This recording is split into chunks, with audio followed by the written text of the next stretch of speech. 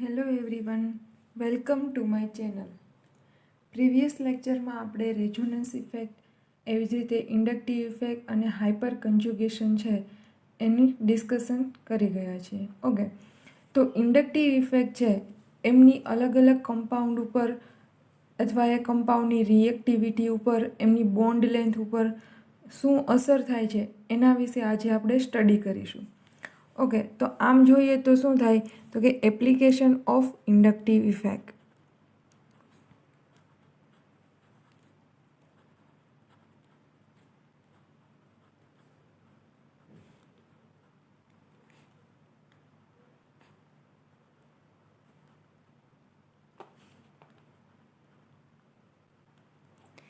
Application of inductive effect to bond length, dipole moment,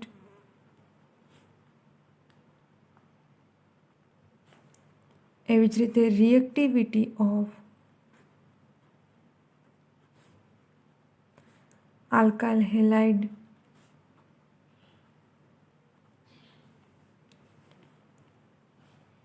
relative strength of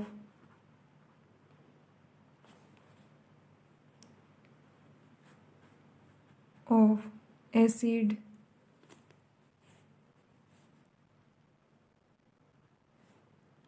and basicity of amine.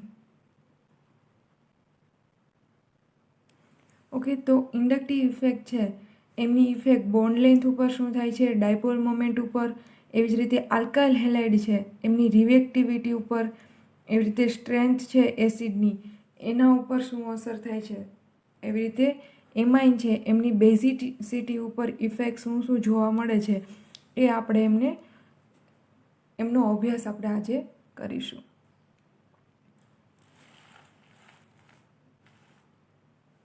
Okay, તો total આપણી પાસે 6 છે એમની effect કરતાં અલગ અલગ પેરામીટર ઉપર ઇફેક્ટ કરે છે એવી 6 વસ્તુ છે. તો ફર્સ્ટ જોઈએ effect to bond length. Effect to bond length. હવે ઇન્ડક્ટિવ ઇફેક્ટની ઇફેક્ટ છે એ બોન્ડ લેન્થ ઉપર શું થાય.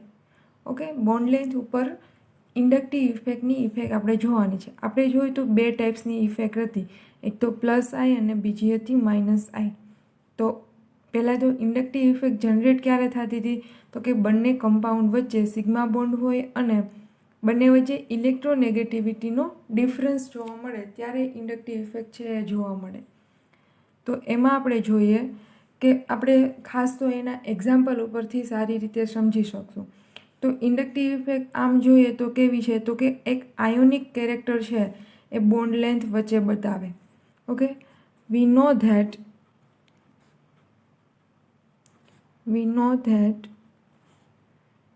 inductive effect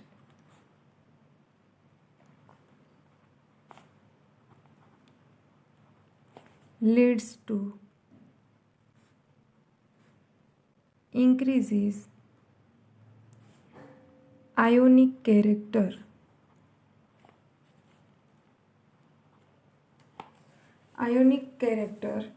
in the bond. Okay, એ શું કરશે તો કે આયોનિક બોન્ડનું કેરેક્ટર છે એ વધારશે. હવે કઈ રીતે વધારશે એ બી આપણે જોઈએ. The increases in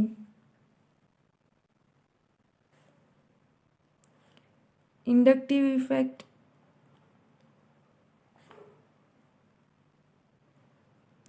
usually decreases the bond length. Okay, તો સેકન્ડ પોઈન્ટ શું કહે છે તો કે જેમ ઇન્ડક્ટિવ ઇફેક્ટ છે એ વધશે એમ એની બોન્ડ લેન્થ છે એ ઘટશે. હવે એ કઈ રીતે તો આપણે એક એક્ઝામ્પલ ઉપરથી જોઈએ.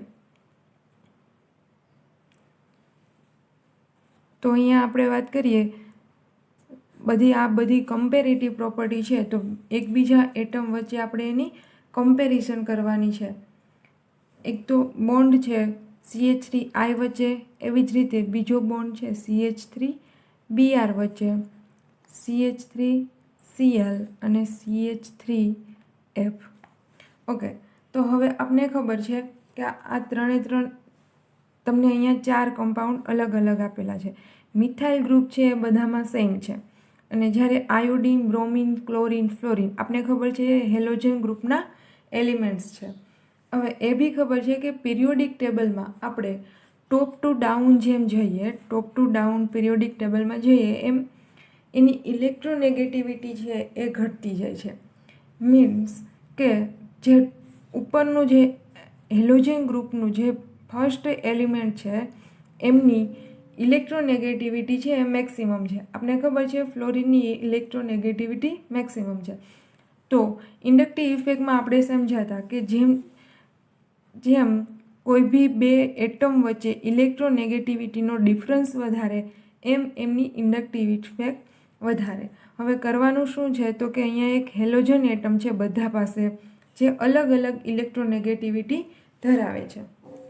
ઓકે, તો હવે જેની ઇલેક્ટ્રોનેગેટિવિટી વધારે છે એ શું કરશે? બોન્ડના ઇલેક્ટ્રોન પોતાની તરફ ખેંચશે. યાની કે જેમ ઇલેક્ટ્રોનેગેટિવિટી વધારે એમ આ જે બાજુનો એટમ છે એ પોતાની તરફ એટ્રેક્ટ થયેલો હશે કે જે વધારે ઇલેક્ટ્રોનેગેટિવ છે. તો અહીંયા શું થશે તો કે આયોડિન, બ્રોમિન, ક્લોરિન અને ફ્લોરિન એમાં મેક્સિમમ ફ્લોરિન પાસે ઇલેક્ટ્રોનેગેટિવિટી હશે.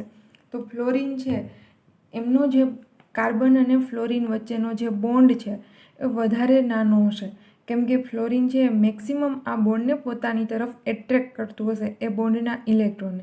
જેમ વધારે એટ્રેક્ટ કરે એમ એમનું બોન્ડ લેન્થ છે એ ડિક્રીઝ થતી જાય. તો અહીંયા તમને આ આપેલું છે એ શું છે તો કે આલ્કાઇલ હેલાઇડ. ઓકે, અને આપને ખબર છે કે આમ જાશું એમ ઇલેક્ટ્રોનેગેટિવિટી છે એ વધતી જાય છે, એમ એમની બોન્ડ લેન્થ છે એ શું થશે? ઘટતી જશે. બોન્ડ લેન્થ છે એ ડિક્રીઝ થશે, કેમ કે ફ્લોરિન કે જે બીજો ઇલેક્ટ્રોનેગેટિવ એટમ છે એમની ઇલેક્ટ્રોનેગેટિવિટી વધતી જાય છે એટલા માટે. ઓકે, તો આમ બીજું જો આપણે પેલું જે સેન્ટેન્સ છે એ આના ઉપર વિચારીએ તો શું થાય છે તો કે એમાં આયોનિક કેરેક્ટર છે એ વધતું જાય છે, કે જેમ મેક્સિમમ ઇલેક્ટ્રોનેગેટિવિટી હશે એમ એ શું થશે? મેક્સિમમ નેગેટિવ થશે. અને બીજો જે એટમ છે એટલે કે કાર્બન એ મેક્સિમમ પોઝિટિવ થશે. એટલે કે અહીંયા મેક્સિમમ આયોનિક કેરેક્ટર હશે કમ્પેર ટુ આ બાકીના બીજા. ઓકે, તો અહીંયા બે વસ્તુ તમારે જોવાનું છે કે એક તો આયોનિક કેરેક્ટર વધતું જશે જેમ ઇલેક્ટ્રોનેગેટિવ એટમ વધશે એ રીતે, અને બીજું તો કે ઇલેક્ટ્રોનેગેટિવિટી જેમ વધશે એમ એમની બોન્ડ લેન્થ છે એ ડિક્રીઝ થતી જશે. હવે બીજું જોઈએ તો કે ઇન્ડક્ટિવ ઇફેક્ટ છે એની ડાયપોલ મોમેન્ટ ઉપર શું ઇફેક્ટ થાય એમના વિશે જોઈએ.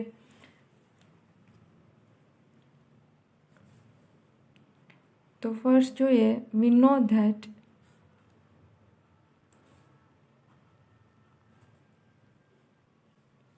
inductive effect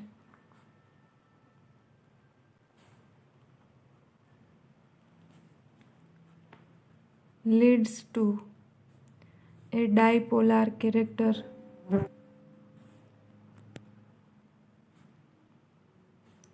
in molecule.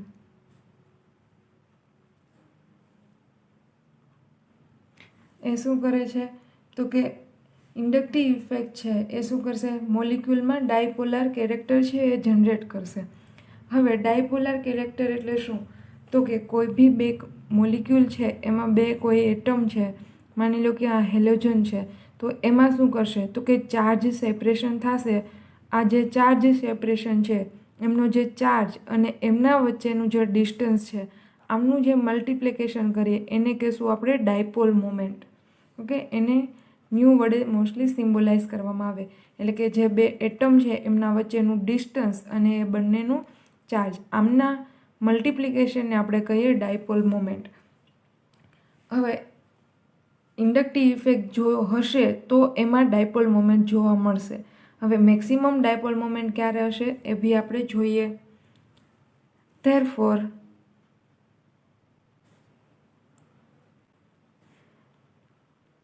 the dipole moment increases with inductive effect.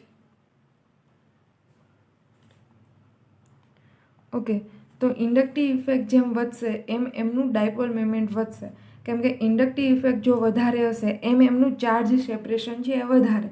તો અહીંયા એમના ઇક્વેશનમાં જોઈ શકીએ તો અહીંયા ચાર્જ વધારે આવશે તો એમની આપોઆપ ઇન્ડક્ટિવ ઇફેક્ટ છે એ વધી જશે. એ બી આપણે એક્ઝામ્પલ ઉપરથી જોઈએ. જેમ કે આગળ જોયું હતું CH3I, એવી રીતે CH3Br અને CH3Cl. હવે આપણે ખબર છે કે આયોડિન, બ્રોમિન અને ક્લોરિન એમાંથી મેક્સિમમ ઇન્ડક્ટિવ ઇફેક્ટ કોની જોવા મળે તો કે ક્લોરિનની, કેમ કે એમની મેક્સિમમ ઇલેક્ટ્રોનેગેટિવિટી છે. ઓકે, તો અહીંયા મેક્સિમમ ઇન્ડક્ટિવ ઇફેક્ટ કોની હશે તો કે આપણે લેફ્ટ ટુ રાઇટ જશું એમ એમની ડાયપોલ મોમેન્ટ છે એ ઇન્ક્રીઝ થશે. ઓકે, એની ડાયપોલ મોમેન્ટ છે એ ઇન્ક્રીઝ થશે બીકોઝ શું વધે છે તો કે એમની ઇન્ડક્ટિવ ઇફેક્ટ છે એ વધે છે. ઇન્ડક્ટિવ ઇફેક્ટ છે એ ઇન્ક્રીઝ થાય છે તો એની ડાયપોલ મોમેન્ટ ઇન્ક્રીઝ થશે.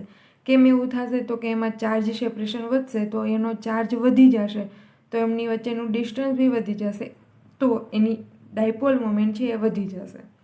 ઓકે, તો આપણે બે વસ્તુ જોયું, એક તો ડાયપોલ મોમેન્ટ ઉપર અને બોન્ડ લેન્થ ઉપર શું ઇફેક્ટ થાય છે. હવે થર્ડ કેરેક્ટર અથવા તો થર્ડ જે છે જેમ કે રિએક્ટિવિટી ઓફ આલ્કાઇલ હેલાઇડ. હવે આલ્કાઇલ હેલાઇડની રિએક્ટિવિટી વધે છે, ઘટે છે. ઓકે, એના ઉપર ઇન્ડક્ટિવ ઇફેક્ટ શું ઇફેક્ટ કરે છે એમના વિશે આપણે ચર્ચા કરીએ. તો થર્ડ જે છે reactivity of alkyl halide. Okay, હવે કોઈ બી વસ્તુની રિએક્શન છે એ કોના ઉપર ડિપેન્ડ કરશે તો અહીંયા તમને આલ્કાઇલ હેલાઇડની રિએક્ટિવિટી આપી છે. ઓકે, તો એના ઉપર ઇન્ડક્ટિવ ઇફેક્ટની શું ઇફેક્ટ જોવા મળે છે એ આપણે જોઈએ. તો એ concept of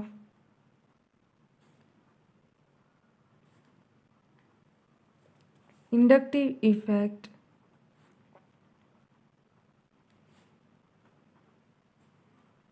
clearly reveals that the alkyl halide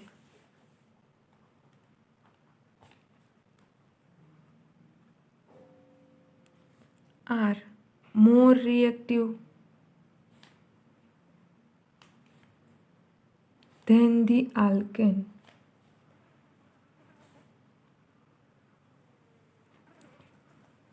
okay, અહીંયા શું કહે છે તો કે ઇન્ડક્ટિવ ઇફેક્ટ ઉપરથી આપણે મળી આવે કે શું છે તો કે રિએક્ટિવિટી જે છે આલ્કાઇલ હેલાઇડની એ કોના કરતાં વધારે હશે તો કે આલ્કેન કરતાં. ઓકે, આલ્કેન કરતાં આલ્કાઇલ હેલાઇડની રિએક્ટિવિટી છે એ વધારે હશે તો એ બીજા કોઈ કમ્પાઉન્ડ સાથે રિએક્શન કરે આ બંને કમ્પાઉન્ડ તો જલ્દી કોની રિએક્શન થશે તો કે આલ્કાઇલ હેલાઇડની કમ્પેર ટુ આલ્કેન. કેમ કે અહીંયા ચાર્જ સેપરેશન હશે તો ઇઝીલી અહીંયા હેલોજન છે એ રિમૂવ થઈ જશે, જ્યારે હાઇડ્રોજન છે એ ઇઝીલી રિમૂવ ના થાય.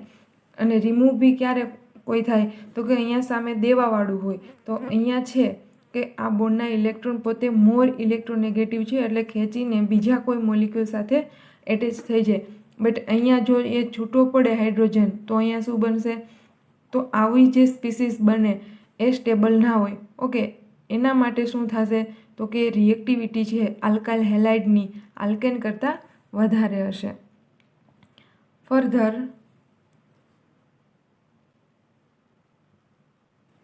the order of reactivity of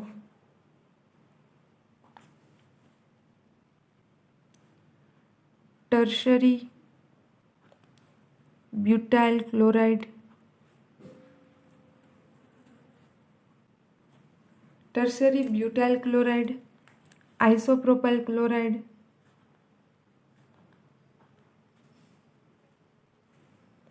and methyl chloride on the basis of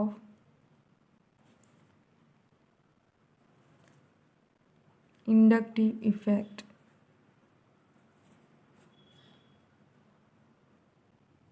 okay, તો ઇન્ડક્ટિવ ઇફેક્ટને ધ્યાનમાં લઈ અને જે ક્લોરાઇડ છે અલગ અલગ એમની રિએક્ટિવિટીનો બેઝિસ જે ઓર્ડર છે એ આપેલો છે. તો જોઈએ એનો કેવી રીતે ઓર્ડર થશે.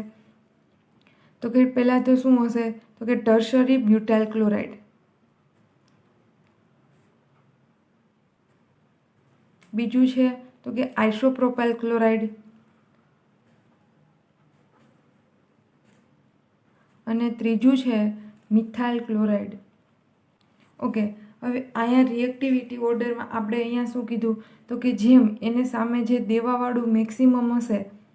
ઓકે, તો અહીંયા તમને ખબર છે મિથાઇલ ગ્રુપ છે એ ઇલેક્ટ્રોન ડોનેટિંગ ગ્રુપ છે, તો આ બધા ઇલેક્ટ્રોન છે એ કાર્બનને આપશે, તો કાર્બન ઉપર મેક્સિમમ નેગેટિવ ચાર્જ આવશે.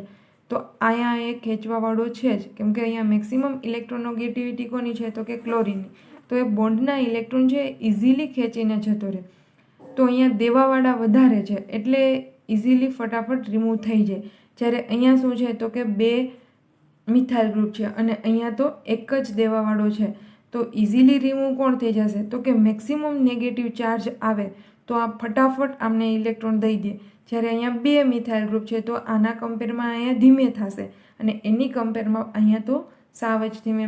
એટલે જો રિએક્ટિવિટીનો આપણે ઓર્ડર લખતા હોય તો મેક્સિમમ રિએક્ટિવિટી છે એ ટર્શરી બ્યુટાઇલ ક્લોરાઇડની, પછી isopropyl chloride, then methyl chloride.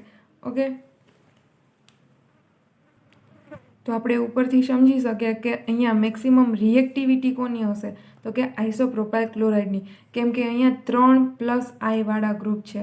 આપણે ખબર છે મિથાઇલ ગ્રુપ છે એ કેવું છે, તો કે +I ગ્રુપ છે, એટલે કે 3 જો ડોનેટિંગ ગ્રુપ હોય તો ક્લોરિન છે એ ઇઝીલી રિમૂવ થઈ જાય અને બીજા કમ્પાઉન્ડ સાથે રિએક્ટિવિટી સારી એવી આપે કમ્પેર ટુ આ બંને. હવે ઇન્ડક્ટિવ ઇફેક્ટ છે એની ઇફેક્ટ છે ચોથું, જેમ કે એસિડની સ્ટ્રેન્થ ઉપર પણ ઇફેક્ટ કરશે. તો relative strength of acid,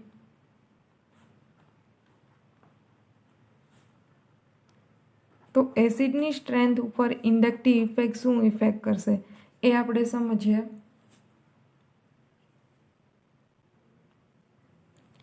okay, તો ઇન્ડક્ટિવ ઇફેક્ટ છે એ એસિડની સ્ટ્રેન્થ ઉપર શું ઇફેક્ટ કરશે એ આપણે જોઈએ. હવે કોઈ બી એસિડ છે એ એસિડ શા માટે કહેવામાં આવે છે, તો કે H+ છે, હાઇડ્રોજન છે એ H+ના ફોર્મમાં જે કમ્પાઉન્ડ રિલીઝ કરે એમને આપણે એસિડ કહીએ.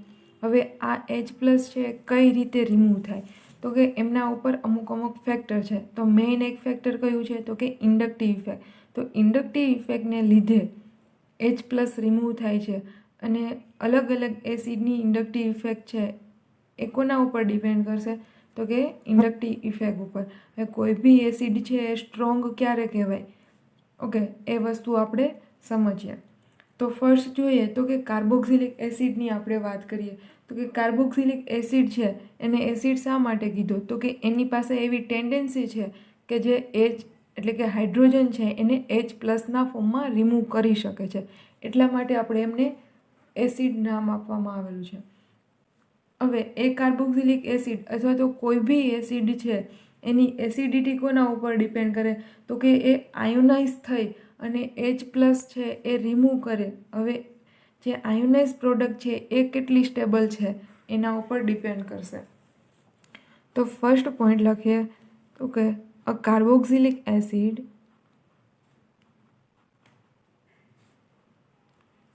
acid has a tendency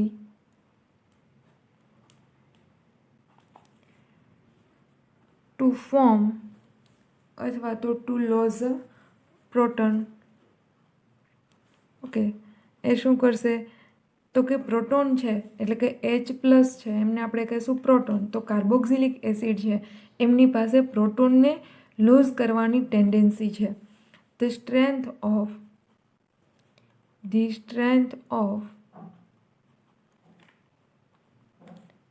an acid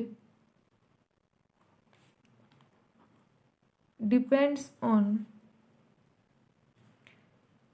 the width which it ionizes to give a proton. Okay, તો એ શું કરી તો કે આયોનાઇઝ થઈ અને જે પ્રોટોન આપે છે અને આયોનાઇઝ પ્રોડક્ટ છે આ બંને ઉપર ડિપેન્ડ કરશે કોઈ બી એસિડની strength.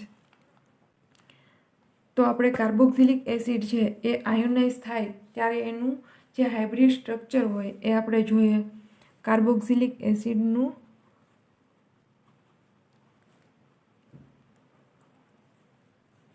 Resonance hybrid structure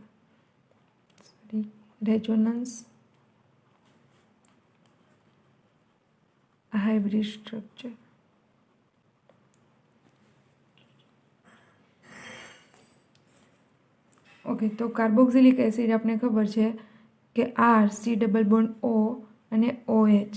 okay, આરને આપણે કાર્બોક્સિલિક એસિડ કહીએ અથવા તો આપણે જો લખીએ તો R એટલે કે અહીંયા આલ્કેન હશે અને આ જે ગ્રુપ છે એને આપણે કાર્બોક્સિલિક ગ્રુપ કહીએ અને હાઇડ્રોજન એ રિમૂવ કરે છે એટલે આપણે એમને કાર્બોક્સિલિક એસિડ કહેવામાં આવે છે. તો એનું રેઝોનન્સ સ્ટ્રક્ચર જોઈએ તો કે કઈ રીતે હશે એનું બંધારણ. તો કે આપણે ખબર છે R, COO અને એક ઓક્સિજન છે ત્યાં ડબલ બોન્ડના ફોર્મમાં અને એક OHના ફોર્મમાં. ઓકે, અને એ બી ખબર છે કે ઓક્સિજન પાસે 2 લાઇન પેર આવેલી છે.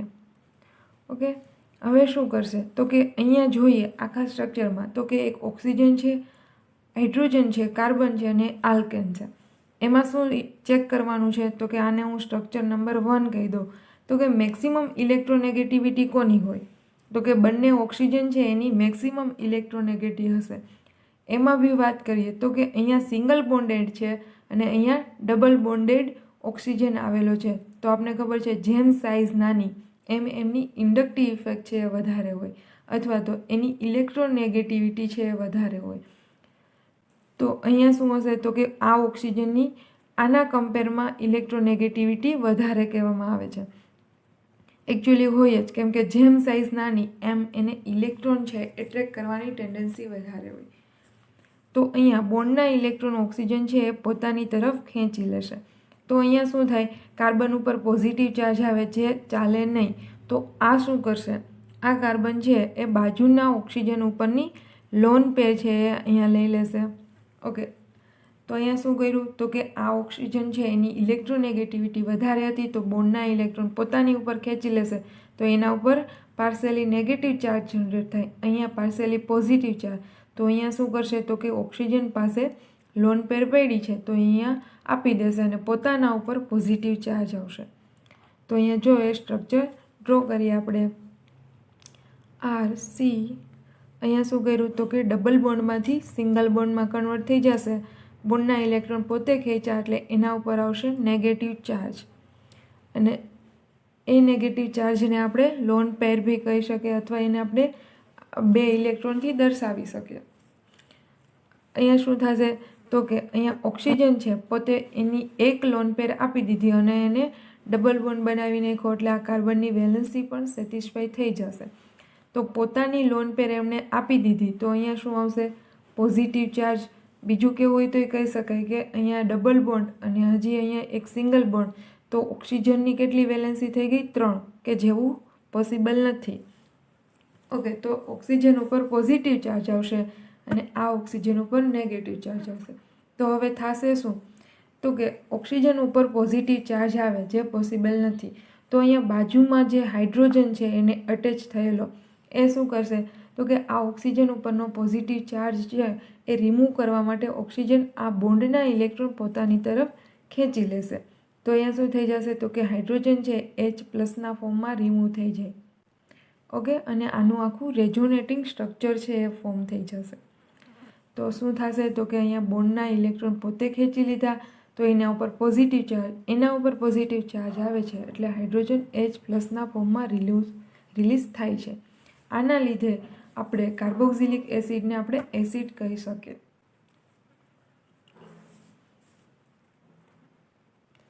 તો આપણે એમનું સ્ટ્રક્ચરલ ફોર્મમાં દર્શાવીએ તો કે કાર્બોક્સિલિક એસિડ અને બનશે શું તો કે કાર્બોક્સિલેટ આયન અને એક પ્રોટોન. તો અહીંયા કાર્બોક્સિલિક એસિડ છે પ્રોટોન રિલીઝ કરી શકે છે, એની પાસે એવી ટેન્ડન્સી છે, એટલે આપણે એમને એસિડ કહેશું. આ કોણ છે તો કે કાર્બોક્સિલિક એસિડ, આ છે કાર્બોક્સિલેટ આયન અને H+ને આપણે કહીશું પ્રોટોન.